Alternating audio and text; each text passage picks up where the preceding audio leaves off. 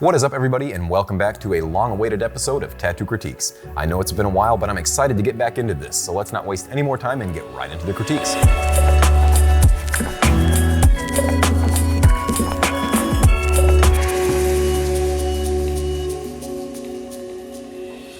So today we're going to be going back into artist critiques, and the first artist we have sent in is from Andres Villa. Andres, you mentioned this is the first tattoo you've ever done on a client, and to be quite honest, for your first client, this isn't that bad. Clearly, there are a couple things that you need to work on that we're going to go over, but again, for your first tattoo, I'm rather impressed. Now, the first part that jumps out to me is this area of solid black that isn't completely solid. There are a few areas of skin tone showing through, or as we in the biz like to call it, holidays. Not that type of holiday. Wait your turn.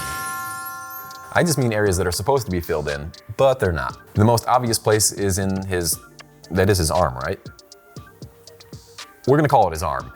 The piece that's in the front of the mask, there are several areas that are just not solid black. And of course, if we go up to the eye, there's areas missing in there, the feet, a little bit of everywhere. But again, this is your first tattoo, so another thing I noticed is your line work. Obviously, it's not the worst we've seen on this channel, and a lot of those lines are hidden with that black shading.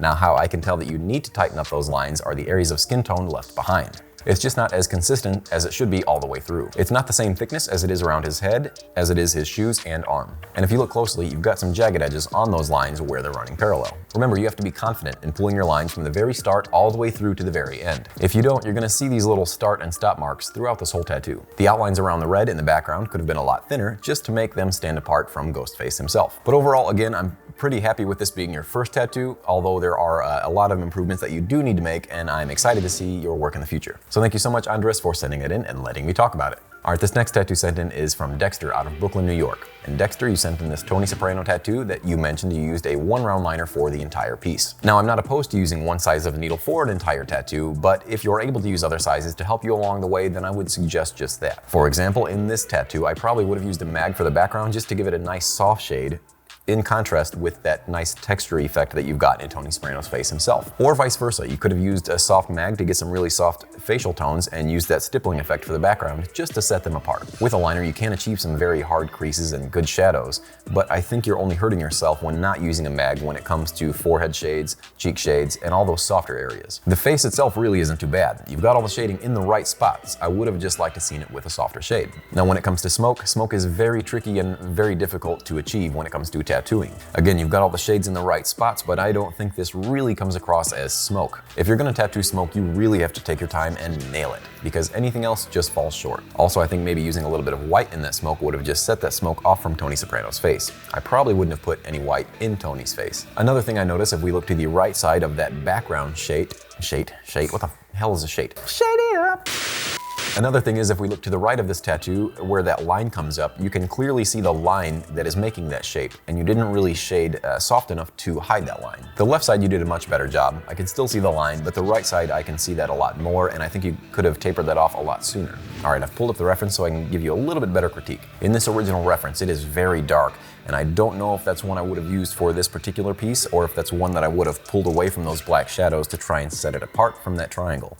What I mean by that is there's a lot of heavy shadows happening on the right side of his face in the reference that you're kind of having to make up where the end of his face is. And you didn't do that bad of a job on it. However, I do think you're lacking severely when it comes to those darker shadow shades. In the reference, you can't see the whites of his eyes at all, and I think you probably should have done that in the tattoo as well. It just gives it a darker demeanor. Also, in the original reference, there is no smoke.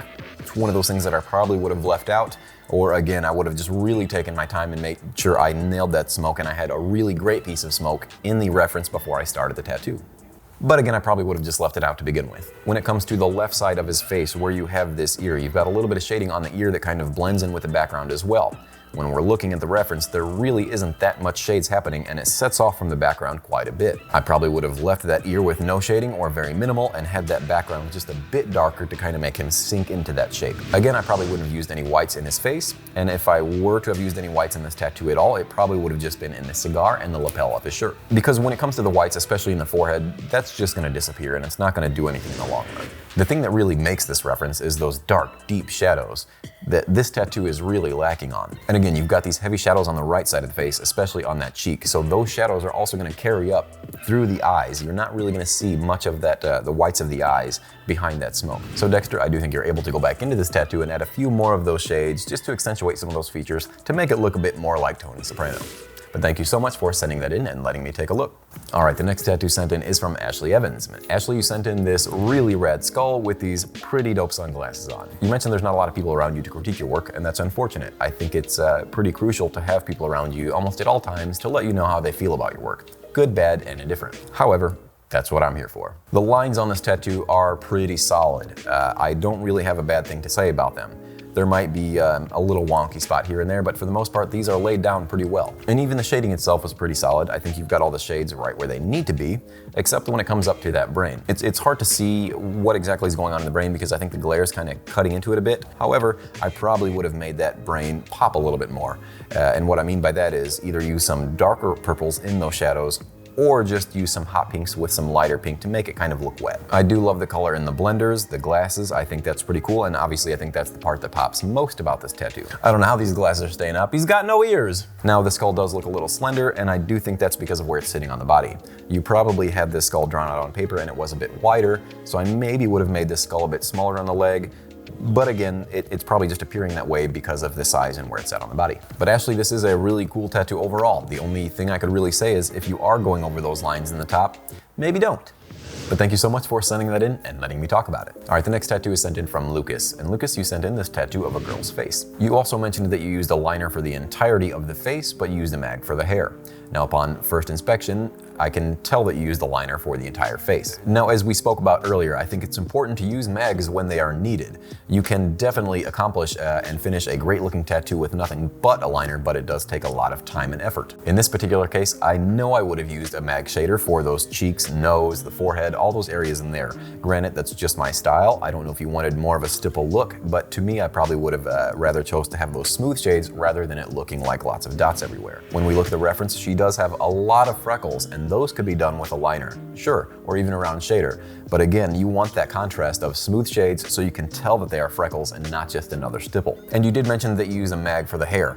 With this particular tattoo, I probably would have gotten away with a lot of line work in the hair and mag work for the face. So again, to me, I think you just kind of did it backwards, but that's personally just my style. Also, without that mag shading, you give her a bit thicker nose than she has in the reference. Another thing is the general shape that this tattoo is sitting in, this rectangle. It doesn't really look very rectangular. The lines aren't very straight on almost every side, and that's something that you really have to pay attention to when it comes to straight lines, because obviously any sort of little wiggle or wonky line is going to be magnified when it comes to straight lines like that. Another thing is, let's zoom into her right, our left eye. Most of the time, human beings' eyeballs are generally pretty circular, but you never know. Another thing that makes this reference very dramatic, aside from the freckles, are her gorgeous eyelashes that you seem to be lacking in the actual tattoo itself.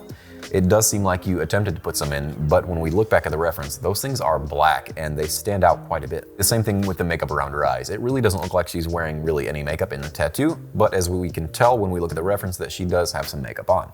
I see what you did with the eye and why you made it wonky. On our left side is you meant the glare to be there, but it's really not coming across that way. You need to make it crystal clear when it comes to that circle that there is a glare coming from there. Otherwise, that eye just looks wonky. My general rule of thumb is to basically finish a tattoo completely without any whites. Your tattoo should be able to stand up on its own without any whites, because when whites fade away in the future, which a lot of times they do 10, 20, 30 years from now, you need to have something to be able to support that glare. So that should be a little bit of shading in the whites of her eye and some harder shading in the dark parts of her eye, just to make sure that that white glare stands on its own. Don't be afraid to add those shadows where they're needed. As I've said before, if it's not paper white, then it should probably have a shade. Another little thing that's not that big of a deal, but it does look like she's got a fang because of that white glare in her lips. And there are some white highlights in her lips, but they are not that close to the lip line itself. If we look at the reference, we notice that her neck is completely shaded in and there's not really any areas left of skin tone at all. But when we go back to your tattoo, there's a lot of skin tone showing through on that neck,